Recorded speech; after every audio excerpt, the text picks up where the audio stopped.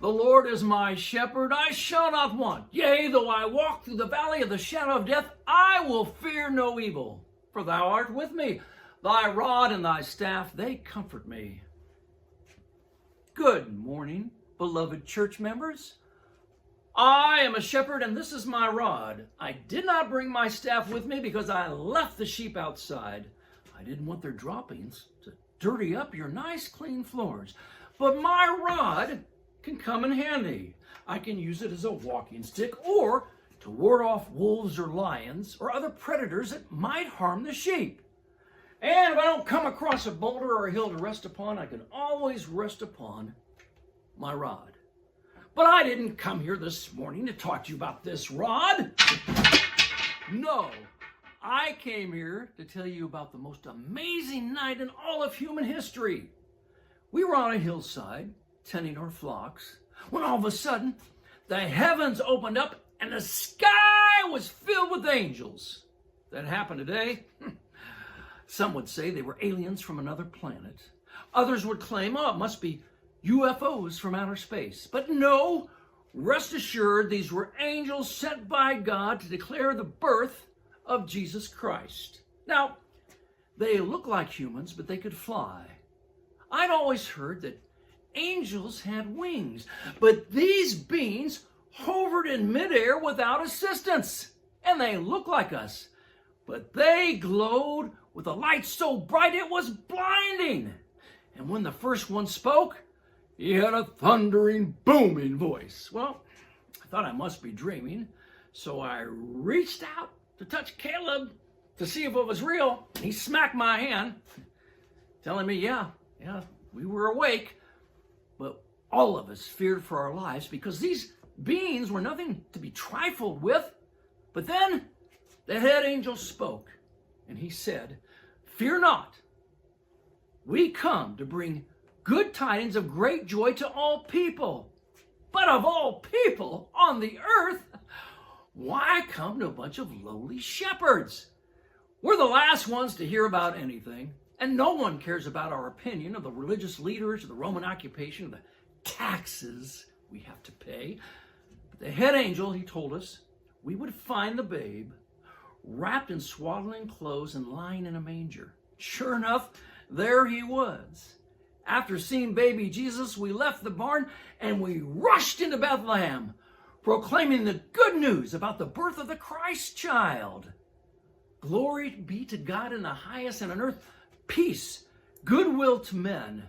Earlier that night, angels had filled the sky from one end to the other, singing those comforting words, glory be to God in the highest, and on earth peace, goodwill toward men. We took the joy that the angels gave us, and we spread it everywhere we could. We couldn't stop glorifying and praising God. But over the years, something changed. We lost that initial burst of enthusiasm. It dwindled. And I can't explain what happened. Did we get too caught up in the cares of the world? Did we lose patience waiting for Jesus to come back and establish his kingdom? You know, men have been killing and fighting ever since the world began.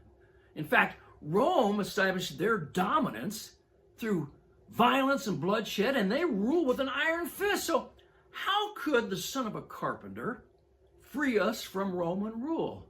How could one man, how could Jesus bring peace to the whole world? You know, God hates pride, and maybe that's why Jesus was born into the family of a poor carpenter. Maybe that's why the angels gave that message about his birth to us. The way he was born and who God chose to hear the message about his birth makes me think that God leans towards the humble. And the way that Jesus died, you know, Jesus could have been very proud of his heritage. His father was God the Father, and Jesus created the entire universe and everything in it. But he made himself of no reputation, and he took upon the form of a servant and was made in the likeness of men. And being found in appearance as a man, he humbled himself and became obedient unto death, even the death of the cross. Wherefore, God also highly exalted him and gave him the name above every name, that at the name of Jesus every knee should bow and every tongue confess that Jesus Christ is Lord, to the glory of God the Father. How about you? Perhaps you've convinced yourself, like many others, that Jesus was not the Son of God, or that his virgin birth was a hoax. Maybe it's pride that keeps you from seeing the truth. But mark my words, one day every human will bow their knee to Jesus Christ and they will confess out loud that he is who he said he was, the Son of God. The question is, will you do that as a child of God? Or will you do that as one of the lost facing eternal damnation? Which side will you be on? Oh, I know. Why listen to some old shepherd? I am absolutely nothing. I don't know why the angels came to us to give us that message. I really don't. And I'm not qualified to be a spokesperson for God. But I do know one thing. Joy to the world, the Lord has come. My hope for you for this Christmas season is that the Lord comes to you.